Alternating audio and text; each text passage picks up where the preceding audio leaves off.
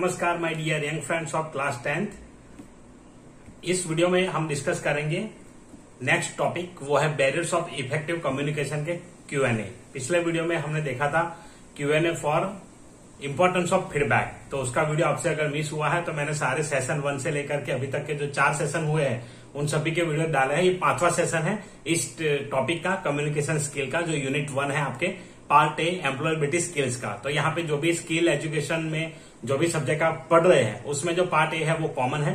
तो इसके कुछ क्वेश्चन आंसर्स मैं अपने लेवल पे बनाता हूं और यहाँ पे आपको वीडियो के माध्यम से देता हूं। ये पीडीएफ जो है वो कंटेंट जो लिखा हुआ है वो अगर आपको चाहिए तो डिस्क्रिप्शन में जाइए, वहां पे मैंने लिखा है कि आप कैसे इसको सर्च कर पाएंगे। तो चलिए वीडियो को स्टार्ट करते हैं। सबसे पहले यहाँ देखेंगे कि बैरियर्स ऑफ इफेक्टिव कम्युनिकेशन में क्या क्या चीजें आती है और क्या क्या चीजें हमें यहाँ पे ध्यान में रखनी होती है। इसके ऊपर से मैंने कुछ क्वेश्चंस यहाँ पे बनाए हैं, तो आपको ये क्वेश्चंस बहुत ही काम आएंगे। तो चलिए वीडियो को स्टार्ट करते हैं। My self Sanjay Parmar, I welcome you all on my channel tutorial AICS IP। इससे पहले आप अगर चैनल पे नए हैं, पहली बार वीडियो को देख रहे हैं, तो चैनल को सब्सक्राइब जरूर करिए और बेल नोटिफिकेशन आइकन पे प्रेस करिए। यहाँ पे आपको एम्प्लॉयबिलिटी स्किल्स का पूरा पार्ट मिलेगा और उसके अलावा अगर आप आर्टिफिशियल इंटेलिजेंस या तो इन्फॉर्मेशन टेक्नोलॉजी ये सब्जेक्ट पढ़ रहे हैं तो उसके भी प्रैक्टिकल वीडियोज आपको यहाँ पे मिल जाएंगे। तो चलिए सबसे पहले यहाँ देखते हैं क्वेश्चन जो मैंने लिए हैं, ऑब्जेक्टिव टाइप क्वेश्चन। तो इसमें आप जैसे जानते हैं कि MCQs, ट्रू फॉल्स और फिल इन द ब्लैंक्स हम कवर करते हैं। तो सबसे पहला क्वेश्चन यहाँ पे, effective communication follows which of the following principle. तो यहाँ पे कौन सा प्रिंसिपल इफेक्टिव कम्युनिकेशन के लिए होता है? 7 C's, 4 T's, 3 D's, 3 C's। तो यहाँ पे 7 C's का यहाँ पे होता है, 7 C है जो हम कॉमनली फॉलो करते हैं। Next question, the dash barrier is the environmental and natural condition that acts as a barrier in communication in sending messages from sender to receiver. तो यहाँ पे सेंडर टू रिसीवर के लिए हम जब मैसेज सेंड करते हैं तो एनवायरमेंटल और नेचुरल कंडीशन जो होता है, ऐसा कौन सा पैरामीटर है? तो इस पैरामीटर को यहाँ हम कहेंगे physical barrier. Next, text messages are more effective than face to face communication, so that is false. Face to face communication सबसे बढ़िया है और सबसे इफेक्टिव भी है। तो इसलिए जब कोई ऐसा कम्युनिकेशन होता है जहां पे फेस टू फेस बातें करना पॉसिबल है तो आपको वही करना चाहिए, फेस टू फेस कम्युनिकेशन करना चाहिए, ताकि वो सबसे इफेक्टिव रहता है। उसके बाद, inability to communicate using a language known is dash barrier. तो यहाँ पे लैंग्वेज के रिलेटेड कुछ भी है तो उसे हम कहते हैं linguistic barrier. Next question, which of the following is a common barrier and causes misunderstandings and misinterpretations between people. तो मिसअंडरस्टैंडिंग और मिस इंटरप्रिटेशंस यहाँ पे जो होता है वो किस बैरियर की वजह से होता है? तो यहाँ पे बैरियर देखिए, फिजिकल बैरियर में ऐसा मिसकम्युनिकेशन होने के चांसेस बहुत कम होते हैं, लिंग्विस्टिक बैरियर में ज्यादा होता है। ताकि मिसअंडरस्टैंडिंग जब लैंग्वेज समझ में नहीं आती है या तो लैंग्वेज में कुछ ऐसी बातें कही जाती है जो हमारे दिमाग से ऊपर होती है, या तो लैंग्वेज समझते ही नहीं हम तो क्या करेंगे? तो इसलिए लिंग्विस्टिक बैरियर आंसर इसका आएगा। Next question, when a sender sends a message which received differently from how it was intended will be considered as dash barrier. तो जो मैसेज जो इंटेंशन से बनाया जाता है बट वैसे नहीं मिलता है, कुछ और मीनिंग निकाल करके उसको रिसीव किया जाता है, या तो मिलने वाला जिसको मैसेज मिलने वाला है वो कुछ और समझ के इसको इंटरप्रिट कर लेता है, तो ऐसे बैरियर को क्या कहेंगे? तो ये बैरियर है इंटरपर्सनल बैरियर। भाई आपने कुछ भेजा, मैंने कुछ और समझा, तो ऐसा जनरली होता है। हम एक दूसरे से बात करते हैं तब भी ऐसा होता है कि हम कहना कुछ और चाहते हैं और आप समझते कुछ और है, तो ऐसा बहुत बार होता है। तो ये यहाँ पे इंटरपर्सनल बैरियर रहेगा। तो इसमें हमें क्या है कि समझने की जरूरत पड़ती है कि सामने वाले बंदे ने किस इंटेंशन से लिखा था। Next, which of the following can be considered as interpersonal barriers. तो यहाँ पे इंटरपर्सनल बैरियर्स कौन से हो सकते हैं? स्टेज फियर, उसके बाद है स्लैंग लैंग्वेज, नेचुरल कंडीशन और रिलीजन, क्वालिज्म क्या है पता नहीं कॉलोक्वियलिज्म ऐसे पढ़ सकते हैं, बहुत डिफिकल्ट वर्ड है ये। तो ये देखिए यहाँ पे स्टेज फियर ये इंटरपर्सनल है, स्लैंग लैंग्वेज इंटरपर्सनल नहीं आएगा, वो लिंग्विस्टिक में आप कर सकते हैं कंसीडर। नेचुरल कंडीशन वो फिजिकल में आएगा और रिलीजन वाला यहाँ पे कोई और फैक्टर हो सकता है। आज बहुत ही प्रॉब्लम हो रहे हैं, पता नहीं, अभी कुछ दिनों से ऐसा ही चल रहा है मेरा। The superior subordinate relationship is a type of organizational barrier, so that is true. Superior subordinate मतलब क्या होता है? बॉस और एम्प्लॉय, तो उनका जो है प्रॉब्लम उनके बीच में कुछ है और उसका सीधा असर काम पे पड़ता है। तो ये सारी चीजें यहाँ पे ऑर्गेनाइजेशनल बैरियर में होती है और हर जगह कहीं ना कहीं इसका इफेक्ट पड़ता है। लोग मानने को तैयार नहीं होते, लेकिन पड़ता है, तो काम में असर तो पड़ेगा ही इसका। The dash barrier leads to stereotypical assumption about others based on their cultural background. तो यहाँ पे कल्चरल बैकग्राउंड पे आएगा, तो कल्चरल कीवर्ड यहाँ पे है, तो cultural is the correct answer. To overcome linguistic barriers take the help of stenographer. So next question is to overcome linguistic barriers take the help of stenographer. तो यहाँ पे लिंग्विस्टिक बैरियर में stenographer की जरूरत नहीं रहती है। Next question, which of this is not a common communicational barrier. कौन सा कॉमन कम्युनिकेशनल बैरियर नहीं है? Linguistic barrier, interpersonal barrier, financial barrier is the correct answer. Which of this are ways to overcome communication barriers. Communication barriers को overcome करने के लिए क्या use कर सकते हैं आप? तो यहाँ पे यूजिंग अ ट्रांसलेटर, तो आपको ट्रांसलेटर का यूज करके आप इसको कर सकते हैं। कोई ऐसे लैंग्वेज वाले व्यक्ति को बिठा सकते हैं। जो रिस्पेक्टिंग ईच अदर्स डिफरेंसेस, तो वो तो जनरली वहां पे नहीं आएगा। और not a communicating at all using your own language for comfort, तो ये सारे यहाँ पे आंसर नहीं हो सकते। चलिए आगे बढ़ते हैं। यहाँ पे शॉर्ट आंसर क्वेश्चन जो सब्जेक्टिव टाइप क्वेश्चन है वो लेते हैं। What are the Cs, 7 Cs of communication. तो 7 सीज ऑफ कम्युनिकेशन कौन कौन से है? Clear, concise, concrete, correct, coherent, complete और कर्टियस। तो ये सारे यहाँ पे जो 7 सीज है वो इसमें आ गए। तो आगे देखते हैं। Explain the 7 Cs of communication in short. Clear का मतलब क्या हुआ? तो मैसेज आप जो भेज रहे हैं वो क्लियर होना चाहिए ऑडियंस तक, ऑडियंस उसको समझनी चाहिए, तो ऐसा क्लियर मैसेज होना चाहिए। Next is concise. Concise means to the point, आपको जो लिखना है उतना ही लिखे, ज्यादा कुछ यहाँ पे लिखने की जरूरत नहीं होती है।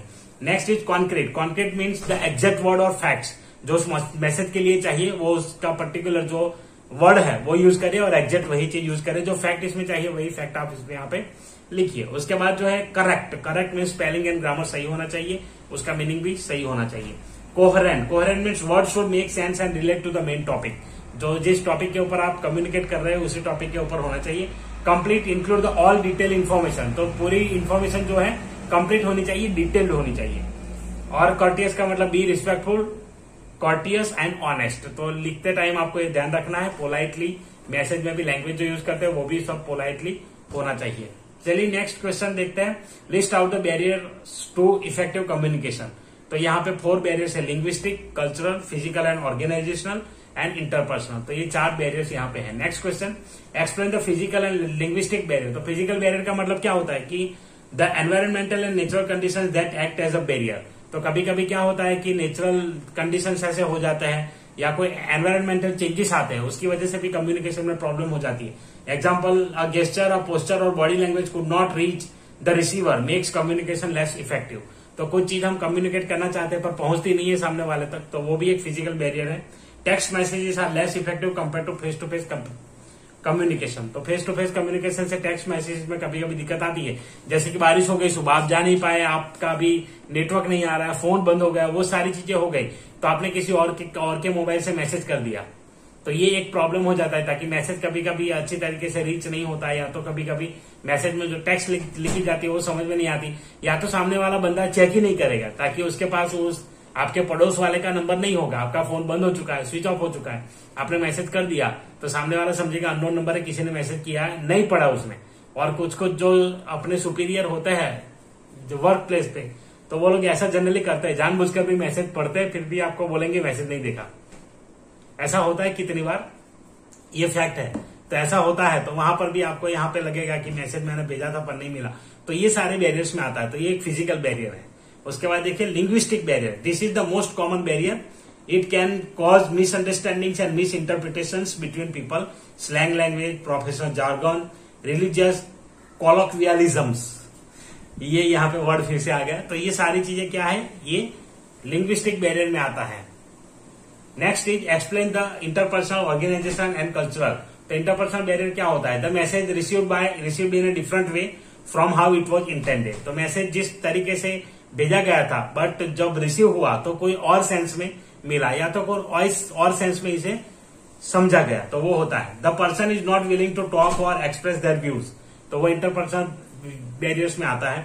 Stage fear, lack of confidence, personal differences are some interpersonal barriers. तो ये यहाँ पे कुछ इंटरपर्सनल बैरियर्स है। ऑर्गेनाइजेशन बैरियर क्या होता है कि the rules and regulations frame by the company और ऑर्गेनाइजेशन। तो वो यहाँ पे इंटरपर्सनल ये ऑर्गेनाइजेशन बैरियर में आएगा। कभी कभी क्या होता है, कंपनी कुछ रूल्स ऐसे बना देती है, तो उस रूल्स की वजह से भी कम्युनिकेशन प्रॉपरली नहीं हो पाता, या तो कम्युनिकेशन में प्रॉब्लम आती है। The relations between superiors and subordinates also can be a barrier to communication. फिर बॉस और क्लाइंट, बॉस और एम्प्लॉय का जो रिलेशन होता है, तो वो भी कभी कभी यहाँ पे कम्युनिकेशन को अफेक्ट करता है, इम्पैक्ट करता है। Cultural barriers, the people coming from different cultures are unable to understand each others customs.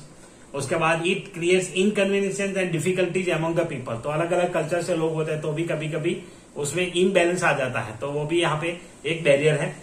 People make some stereotypical assumptions about other based on their cultural background that leads to a major barrier to communication. फिर लोग अपनी अपनी कुछ धारणाएं बना लेते हैं, अपनी अपनी कुछ जो होती है एजम्पशन बना लेते हैं लोगों के बारे में, तो वो भी एक सही नहीं होता है। ताकि कोई व्यक्ति अगर किसी कल्चर या किसी पर्टिकुलर रिलीजन या तो किसी पर्टिकुलर एरिया से है, तो उसका मतलब ऐसा नहीं होता कि ऐसा ही होगा, बहुत सारे चेंजेस उनमें भी आ गए होंगे। ताकि जब काम करते हैं तो लोग कुछ ना कुछ नई चीजें सीखते रहते हैं और उसी का फायदा उनको होता है।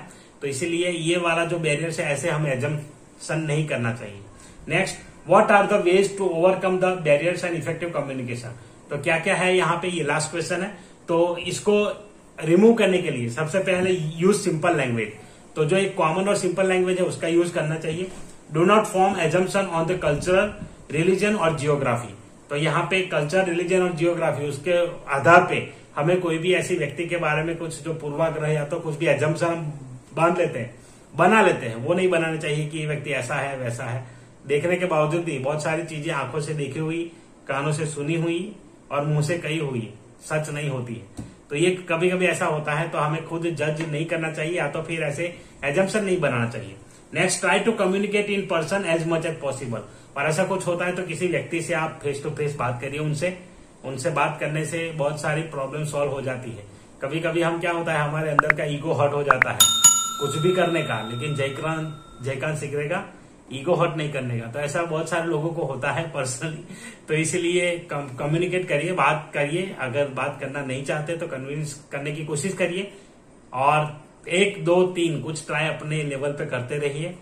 तो आप अगर अच्छे हैं तो आप करते रहिए, तो आपको रिजल्ट जरूर मिलेगा। तो कंटिन्यूअसली करते रहना चाहिए। हमको पता है कि सामने वाला बंदा तैयार नहीं है बात करने के लिए, या तो फिर जानबूझ के हमें इग्नोर किया जा रहा है, पर फिर भी हमारी तरफ से जो कोशिश है वो बंद नहीं करनी चाहिए और हमारे तरफ से जारी रखना चाहिए। तो एक ना एक दिन कभी ना कभी तो उनको भी लगेगा कि चलिए भाई, मैं जो कर रहा हूँ वो गलत कर रहा हूँ। आप अगर सही है तो कंटिन्यू रखिए। तो इसलिए communicate as much as possible. कैसे? In person. तो इन पर्सनली उनसे बात करिए। अगर मैसेज से बात नहीं हो रहा, कॉल करने की कोशिश करिए। कॉल से अगर कॉल रिसीव नहीं कर रहा है, कंटिन्यू रखिए, कभी ना कभी तो बात हो ही जाएगी। उसके बाद है यूज विजुअल्स। तो कभी कभी विजुअल्स यूज करिए आप, तो विजुअल्स के जरिए भी वो चीज आप बता सकते हैं। Take the help of translator to overcome difference in languages.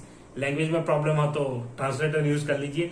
और be respectful for other opinions. और दूसरे के ओपिनियन को भी एक्सेप्ट करना सीखिए, दूसरे को भी एक्सेप्ट करना सीखिए। अगर कभी कभी ऐसा होता है तो हमें सोच विचार जरूर करना चाहिए। तो ये थे कुछ questions barriers of effective communication के ऊपर से। आशा रखता हूं कि आपको कंसेप्ट के बीच जो भी क्वेश्चन मैंने एक्सप्लेन किए हैं आपको समझ में आए होंगे।